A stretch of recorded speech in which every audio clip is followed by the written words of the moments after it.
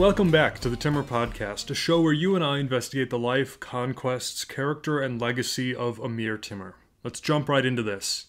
You know, they said, the war between you is the cause of the ruin of the kingdom and of the misery of the people. And at present, a strange army is on the point of coming into this country. The infidels will plunder the goods of the Muslims and bathe their hands in their blood. And if they are conquerors, which God forbid, they will not spare even you. These were the words and warnings that several messengers had just told Timur. These men, who were doctors as we're told, were sent by Timur's enemy, Amir Husayn, in order to presumably bring an end to the war between these two men. Whether by ploy or by accident, or maybe a bit of both, Timur had recently found himself fighting alongside the Mughals, the traditional enemy of his people. The Mughals had subjugated, pillaged, robbed, enslaved, and slaughtered his people many times before, and now here Timur was on their side, watching this all happen again right before his eyes. Our pro-Timur sources go to great lengths to show us just how much agony Timur was in watching this all happen to his people.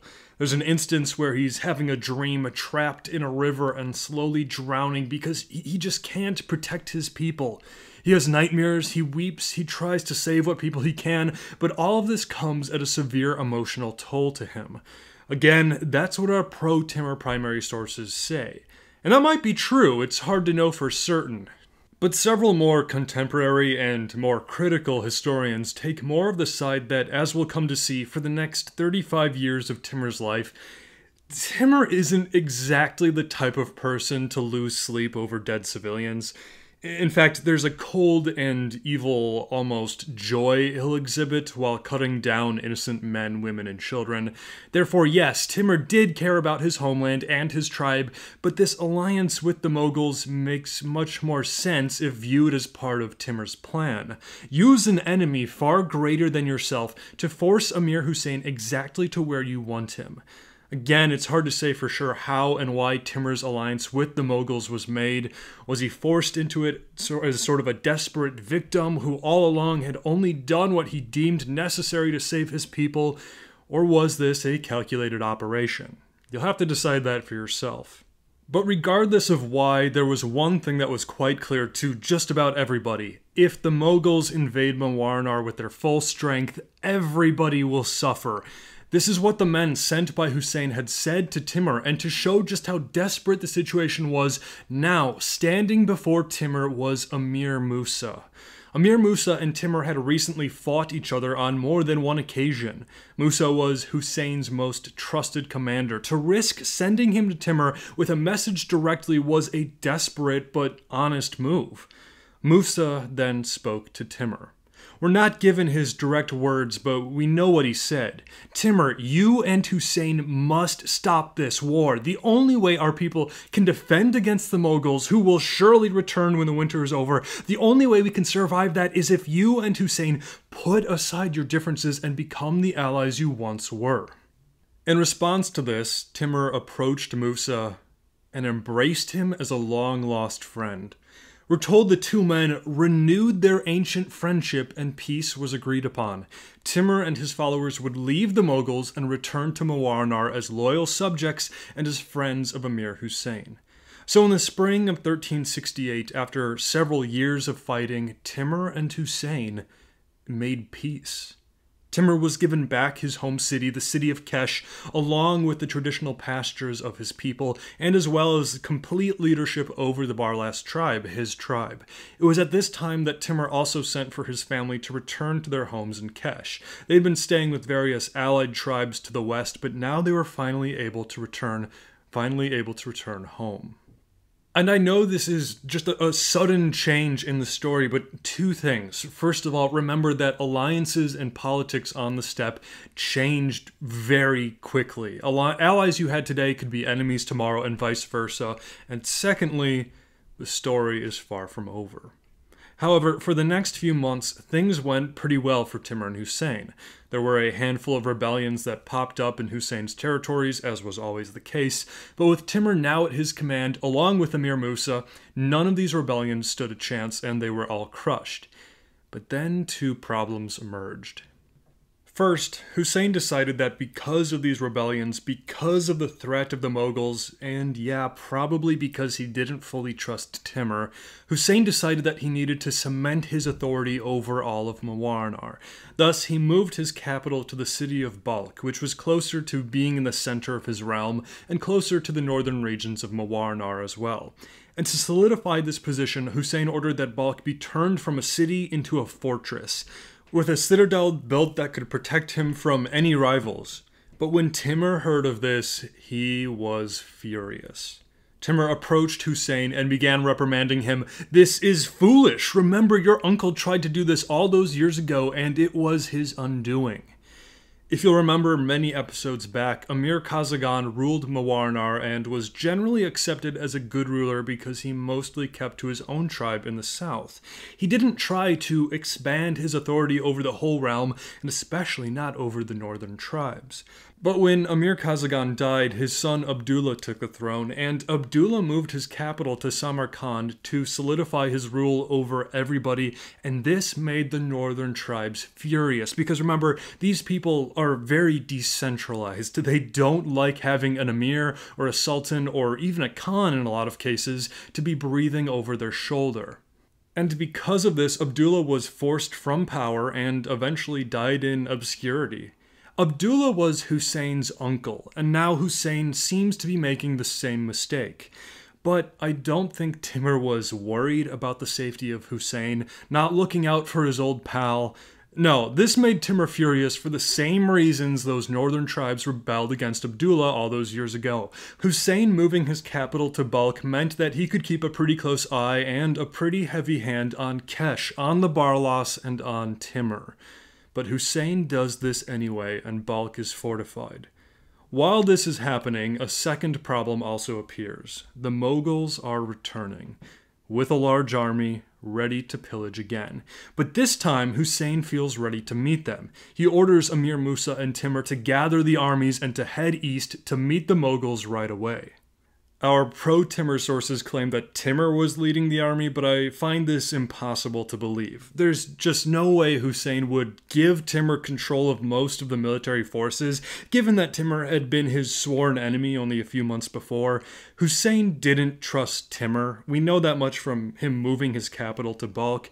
Thus, I think it's reasonable to assume that Amir Musa was leading this force just as he had led Husayn's armies many times before, and Timur was there, certainly as a commander, but not the commander. But regardless, this problem of the Mughals actually fizzled out quite anticlimactically. Mughalistan was a collection of many different tribes, and these tribes rarely worked together.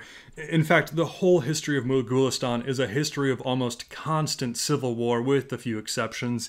And here, on the eve of their invasion, the Mughals again broke down into infighting, bringing the threat of invasion to a screeching halt.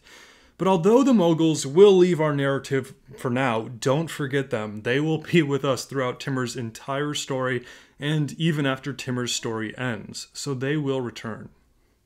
But for now, Mawarnar was safe from outside threats. Musa and Timur returned to Husayn, and the three men then left for the region of Badakhshan to put down another rebellion that the lords of Badakhshan had been cooking up.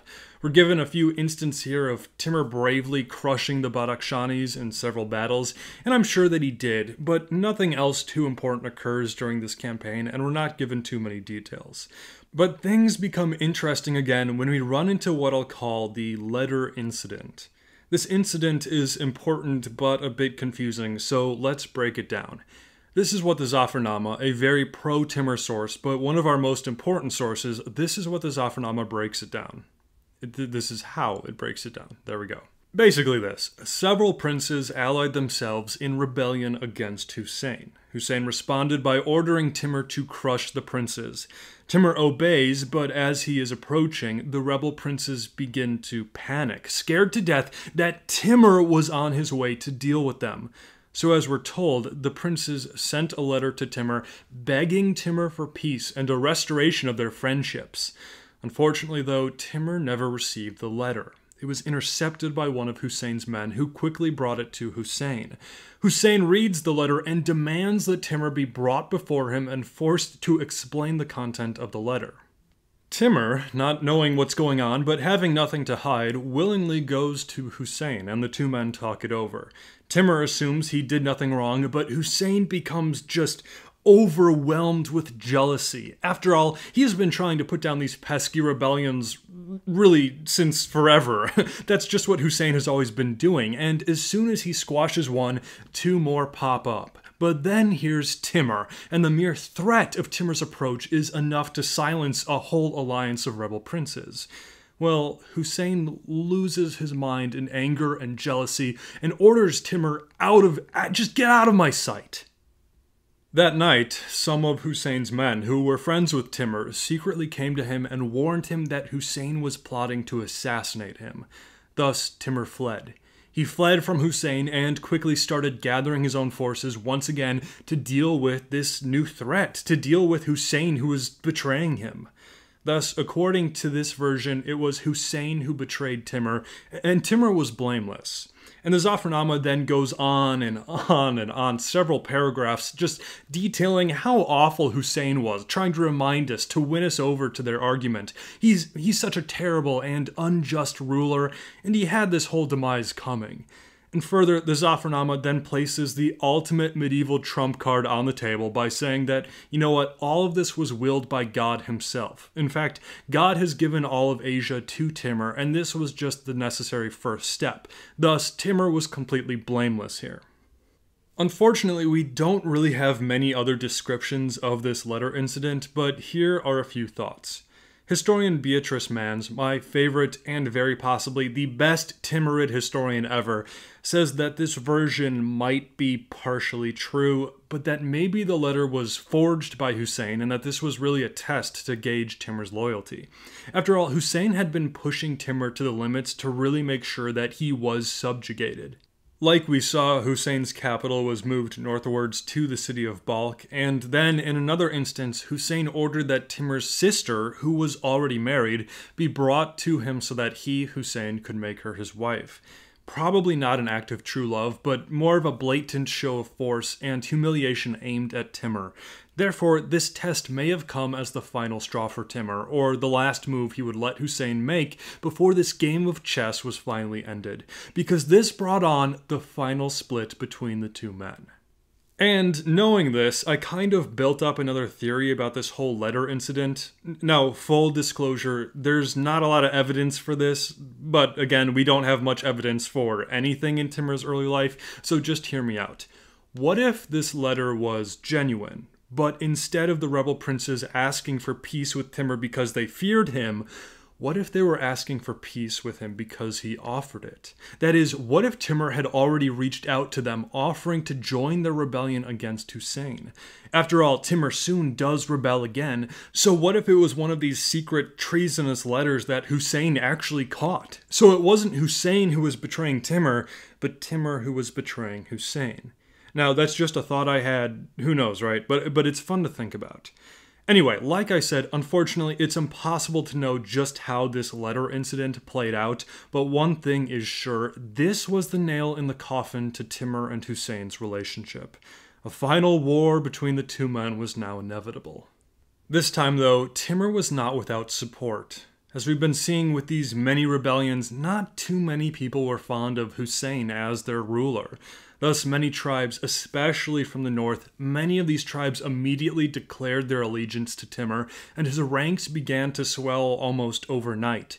Husayn, fearing for his life, fled to his new capital of Balkh to hide behind the newly constructed walls.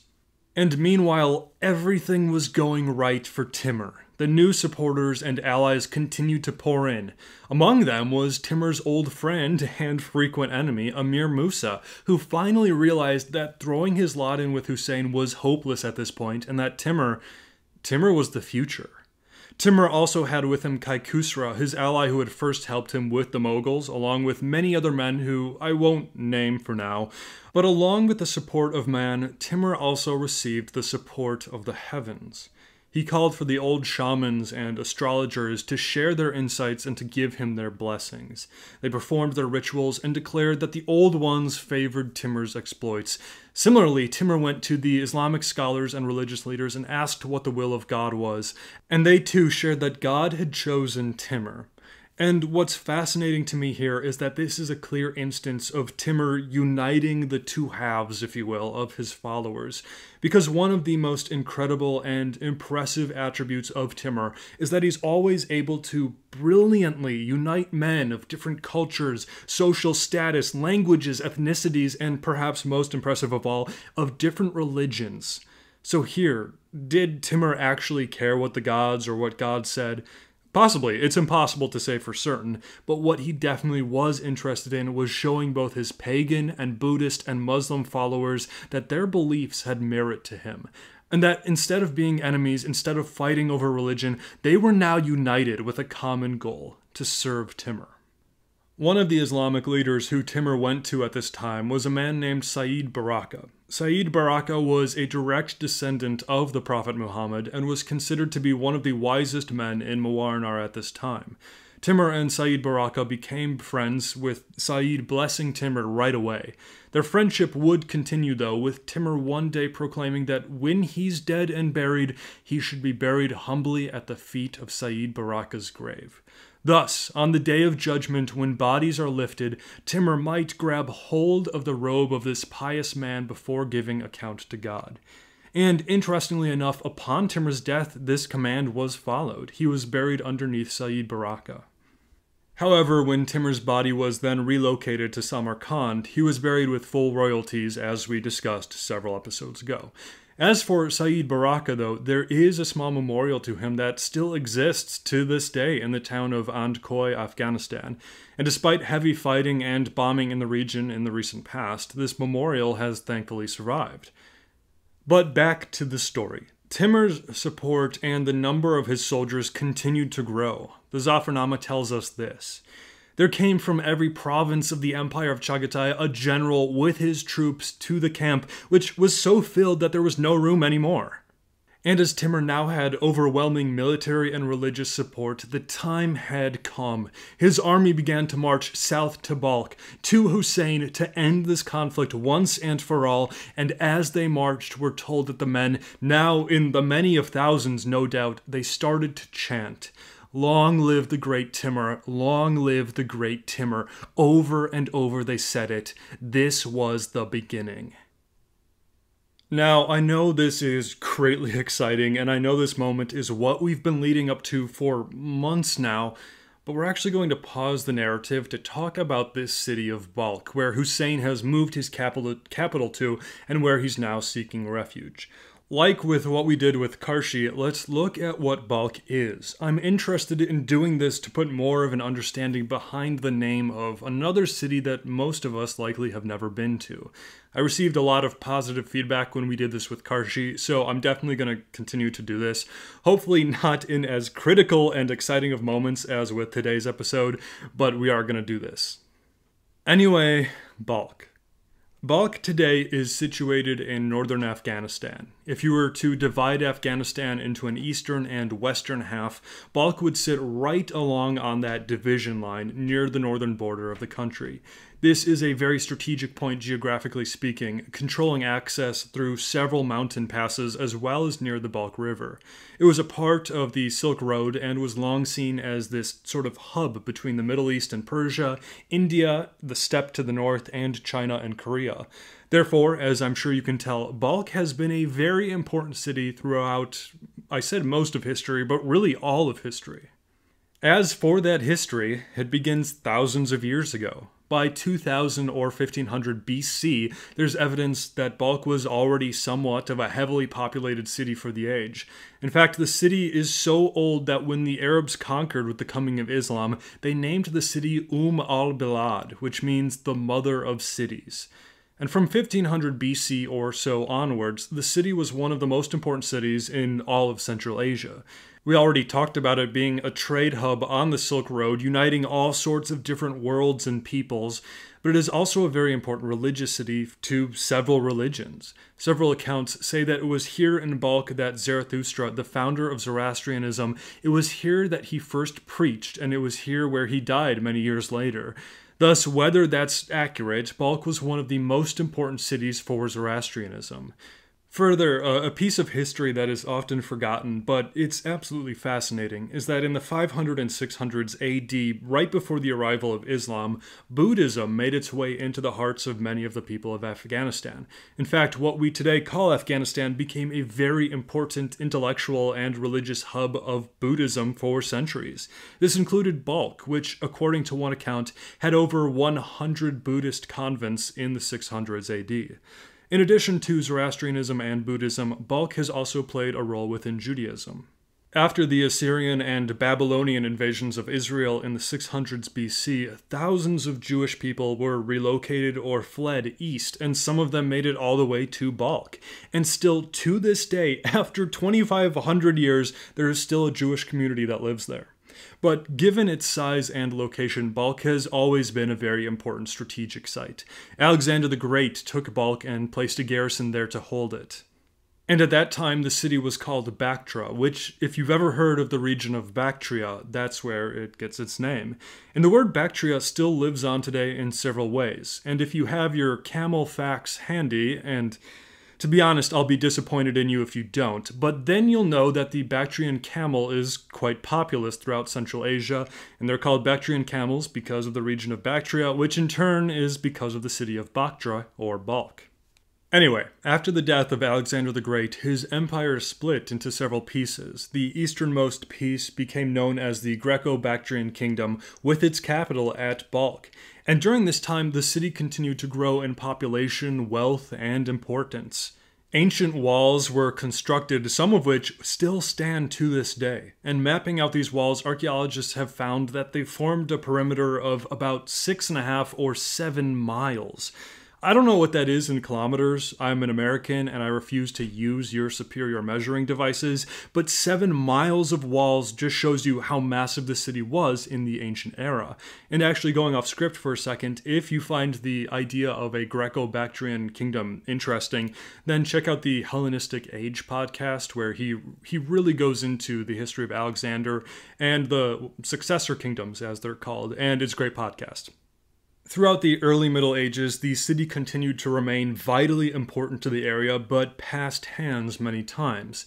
In 645 AD, the Muslim conquests reached the walls of Balkh, and although the city was able to keep a bit of autonomy for a few years, this ended a few years later in 663 when the Arab armies took the city, slaughtered the population, and destroyed many of the extravagant Buddhist shrines. This eventually prompted a local Buddhist prince to raise an army, retake Balkh, and push the Muslims back. This rebellion was successful, and Buddhism was restored for a short time as the dominant faith in Balkh. But in 715 AD, the city was again taken by the Muslims. The city was sacked, its people put to the sword, and the city mostly leveled. Other than parts of the ancient walls, not much of the ancient city survived this sack. But what's amazing to me about Balkh is that it's an inspiring but tragic picture of humanity. And I know that's cliche, but seriously, Balkh has been destroyed so many times, and yet the citizens of Balkh get up from the ashes and begin to place brick back on brick every time, refusing to let their home be ended forever. And I find that absolutely inspiring, but unfortunately very tragic as well, because the waves of destruction kept on coming. Balkh was taken by the Abbasid Caliphate and then in turn passed to the Safarid dynasty in a rebellion in 870 AD. The Safarids were then defeated at Balkh by a new faction, the Samanids, in the year 900. The Samanids ruled here for about 100 years until they were defeated by the Ghaznavids, and for the next 200 years Balkh passed from the Ghaznavids to the Ghurids, to the Karakhanids, to the Seljuk Turks, then to the Shahdam of Khwarezm, or the Khwarezmian Empire.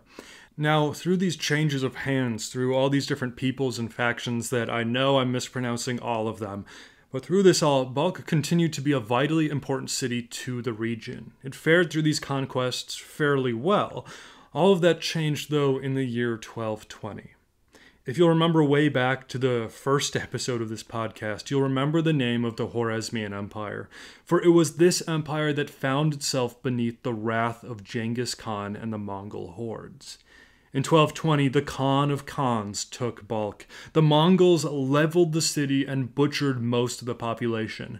The destruction was so complete that for a century the ruins remained empty. Ibn Battuta, the great African medieval traveler, passed through the remains of Balkh in 1333, which was over 100 years since Genghis Khan had. Ibn Battuta described what he saw as completely dilapidated and uninhabited. Yet, eventually, trickles of people returned and began the reconstruction process. 5 years after Ibn Battuta made his observations, the reconstruction of Balkh began. From 1338 onwards, the ruins slowly turned into a city again, with life again being found on the once abandoned roads. By 1368, the city was that again, a city, and it was at this time that Amir Husayn decided to move his capital here and to build heavy fortifications. And unfortunately, I have to give away what happens next, but I think we all know what's coming. In 1370, Timur captures Balkh. I'll leave the details of this conquest out for now, but we will return here later today.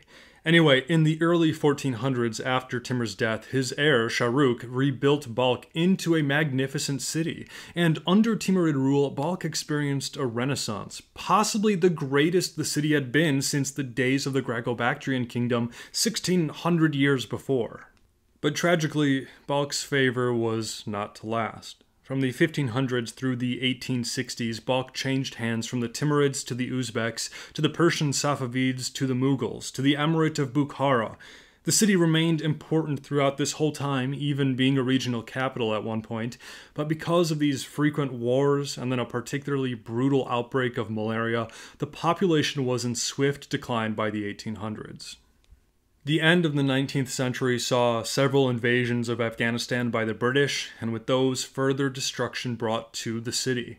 By 1911, it was reported that only 500 families lived among the ruins of Balkh, and the 20th century only brought on more trials. The Soviet invasion of Afghanistan, the multiple civil wars, the coming of the Taliban, and the American war in Afghanistan have all taken their toll.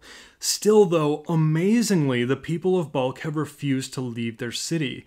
In fact, it's actually grown quite a bit in the last few years and has a sizable population, although certainly not on modern city levels. But 77,000 people live here in Balkh today. Poverty, war, and looting continue to be pretty terrible problems for the Balkis, but still, I can't help but be inspired by the human spirit here. No matter what they encounter, they still rebuild their city. It's an inspiring but a tragic story, and still today you can see the ancient, abandoned, ruined walls that once circled 7 miles around one of the most important cities in the world. Now, one more quick story about Balkh before we get back to what this podcast is supposed to be about. Anyway, through the past several thousand years, as you'd expect, quite a few important people have lived in Balkh. One of these people was a woman who lived in the 10th century. Her name was Rabia Balkhi, and she is generally regarded as the first woman poet to write in the language of New Persian. Her life is shrouded in legend and mystery, and a lot of her works have been lost to time, but I wanted to share a bit anyway. As the story is told, Rabia Balkhi was born to a rich Balkhi family. But defying local custom, she fell in love with a slave that her brother owned, and the two began a secret relationship. She actually wrote poetry about her love for this man, but eventually her brother discovered their affair. Filled with rage that his sister would disgrace herself by sleeping with a slave, he executed the slave and then approached his sister. He slashed her wrists, leaving her to die, and as the life was leaving her, she wrote her last poem on the wall using her own blood. And look, I know this is so way off topic, but I wanted to include this story anyway because I'm not just interested in Timur, I'm interested in the story of Central Asia, and this is part of that story. And not only that, but to understand what Balkh is, this is a part of it. So I'm going to read what's claimed to be her last poem, and forgive me for my clunky poetry reading. I know there's a special way to do it, and I don't have experience reading poetry, and this is of course an English translation, but here is her last poem. I am captured by your love. Trying to escape is not possible. Love is an ocean without boundaries. A wise person would not want to swim in it. If you want love until the end, you must accept what is not accepted. Welcome hardship with joy, eat poison, but call it honey. And with that, Rabia Balkhi died. But her story and life is important to Balkh and important to Afghanistan as a whole because, you know what's awesome? In 1964, 1,000 years after her death, they found her tomb. She's buried in Balkh today, and you can visit the site of her grave, and it's become a pilgrimage destination for young lovers and especially young women. And there are also several schools, a maternity hospital, and even a university in Afghanistan named after her. So again, I came across this bit, and no, it doesn't really relate to Timur, but what it does do, hopefully it makes this city of Balkh come alive to us, especially if, like me, you've never been there. But now, hopefully this isn't just a faceless name on a long list of nameless cities. It is a real place that millions of people have called home through the years, and that makes what happens next all the more tragic. Let's return to Timur. Timur and his ever-growing army approached Balkh with his men chanting, "Long live the great Timur." Husayn, meanwhile, had managed to gather some supporters and was ready to go down fighting, and this begins the siege of Balkh. The year is either close to the end of 1369 or the beginning of 1370, and this is where Timur's story and the story of the world changes forever. The first day of the siege began with fighting outside of the walls. The defenders sallied forth to meet Timur in the field. The fighting was somewhat indecisive, neither side gained the clear advantage of the other, and the defenders soon retreated back behind the walls. One thing did happen in the fighting, though. One of Timur's sons, named Umar Shaikh, was engaged in the combat of that first day. And I know we haven't talked much about Timur's wives or children, but we will eventually. For now, though, let's just say that yes, he has several. And this son, Umar Shaikh, was about 15 years old at this time, but that would have been considered a man, so this means that it's not surprising that he was involved in this battle. And during the fighting, an arrow hit Umar and passed through his foot. He was rushed out of the fighting to a field hospital, and the surgeons used a hot iron to close the arrow holes on the kid's foot. Which, I don't know what you were doing when you were 15 years old, but I certainly wasn't engaged in battle, having field surgeons burning my arrow wounds closed. Anyway, Umar lived, and the first day of the siege of Balkh ended. The second day brought on a second sally by the city's defenders, and this time Timur's forces gained the advantage. Husayn watched from the walls in terror as he saw his men being cut down or fleeing before him. The gates of the city were closed, the walls manned, but with the loss of most of his army, Husayn knew that this siege it's lost. It's only a matter of time. Husayn had but one option left to him at this point. Victory against Timur was impossible. If he wants to survive, Husayn would have to rely on the memory of their friendship and the hopes that Timur would be generous. So he sends out two of his sons to speak to Timur. Timur meets with the sons, and they give the message that Husayn was willing to hand over the city and to bend the knee to Timur if Timur meet his one request. Husayn requests that he and his family be allowed to live, that they give up all of their possessions and be allowed to go on holy pilgrimage to Mecca, the holiest of cities. And Timur agrees. Further, Timur orders that nobody lay a hand on Husayn or Husayn's family for the sake of their old friendship, for the sake of Timur's deceased wife and Husayn's sister, the Princess Aljai, and for the sake of everything the two men had gone through together. Timur spared Husayn. However, things did not go quite as was expected. Although to who expected what, it's hard to say. The night after these agreements were made, we're told that Husayn began to panic. He grew so terrified about the situation that he hid in the city. He climbed to the top of a minaret of one of the mosques and hid there. The next morning, though, he was found, either by a caller who climbed the tower to proclaim the morning prayers, or by one of Timur's soldiers who had lost his horse and was climbing the tower to get a better view. Either way, somebody found Husayn cowering in fear. Husayn attempted to bribe the man with pearls, but the man quickly made his way to Timur and shared Husayn's hiding location. Guards soon were dispatched, and they found Husayn and brought him before Timur, who was greatly grieved that Husayn had hid instead of trusting in his assurance. One of Timur's allies, Khusra, who you'll remember was that tribal leader who had helped Timur gain Mughal soldiers not too long ago, well, Khusra was here, and he offered a request. Years ago, Husayn had executed the brother of Kaikusra. Now, in order to gain justice for his brother, Kaikusra requested that he be allowed to kill Husayn. There was some debate among the court as to what should be done. Finally, though, Timur spoke, and he refused to execute Husayn. Husayn would be allowed to continue on his pilgrimage, and so Husayn, he was given the supplies he needed, and he set off for the long journey to Arabia. Following Husayn, though, unknown to either Husayn or to Timur, was Kaikusra. And several days into the journey, Kaikusra surprised Husayn sword in hand and killed him, bringing Husayn's story to an end once and for all. As you are probably thinking, though, this seems awfully convenient, doesn't it? Timur spared the life of his friend. What a great guy Timur is. It was without Timur's knowledge that Husayn was killed. Now, to be fair, this is a possibility. Kaikusra did indeed have a blood feud of sorts with Husayn, but we also have a few other accounts, because this is where some of our more anti-Timurid sources come to and begin to take up their history.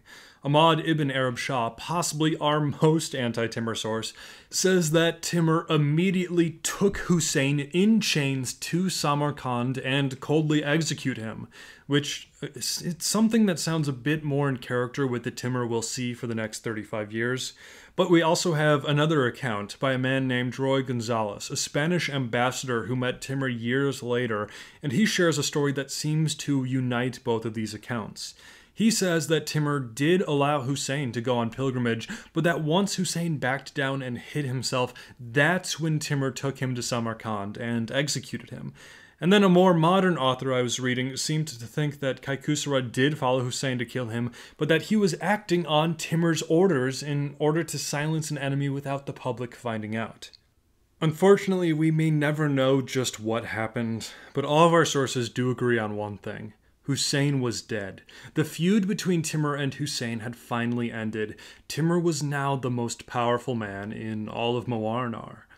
What happens next seems to support the theory that it was Timur who killed his old friend and brother Amir Husayn, because although Husayn was gone, his family remained. Two of Husayn's sons fled into India, where they eventually died. His other two sons, though, were seized by Timur's men, and both of them were executed. One source says that they were beheaded, and another seems to indicate that they were burned alive with their ashes cast to the wind. And this led to the question of what to do with the many wives and daughters of Husayn. Some of the women were given as prizes to various allied tribal leaders. Several of these tribal leaders were men who joined Timur's forces reluctantly or last minute, so this was a way for him to cement their support. As for Timur, he took 4 of Husayn's wives as his own. One woman, Ulas Aga, was a princess from the Suldus tribe, meaning that this increased Timur's prestige and power among the Suldus people. Similarly, another woman, Islam Aga, was of the Yasauri tribe, giving Timur more influence among that tribe as well. But the greatest prize of all for Timur was Husayn's wife, Sarai Mulk Khanum. Sarai was the daughter of Khan Kazan, the man who had been the last Khan of the United Chagatai Khanate decades ago, and this meant that she was of the Chagatai family, which meant that she was a direct descendant of Genghis Khan himself, the great Khan of Khans, ruler of the earth. And this is one of the most critical moments in all of Timur's life, because if you'll remember, although Timur was descendant from Mongol warriors, maybe even prestigious Mongols, he was not related to Genghis Khan.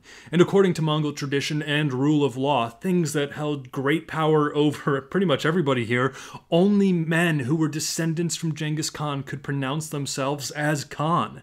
Timur had tried to work around this. He found a descendant of Genghis Khan, who he proclaimed as the Khan of Mawarnar. This man became Timur's puppet Khan, fully devoid of power, and actually Timur will go through several of these puppet Khans as the years go by. Arab Shah describes these men as powerless as centipedes in the mud. But now, suddenly everything is changed for Timur. No, he's not related to Genghis Khan by blood, he never will be, but he has the next best thing. He's a descendant of Genghis Khan by law by marrying Sarai. And from this point onwards, Timur will never take the title of Khan because he can't, but he will take the title of Timur Giragan or Timur Gurgan, which means Timur the son-in-law. And although that's not explicitly said, everybody knows what this means. Timur is the son-in-law of Genghis Khan himself.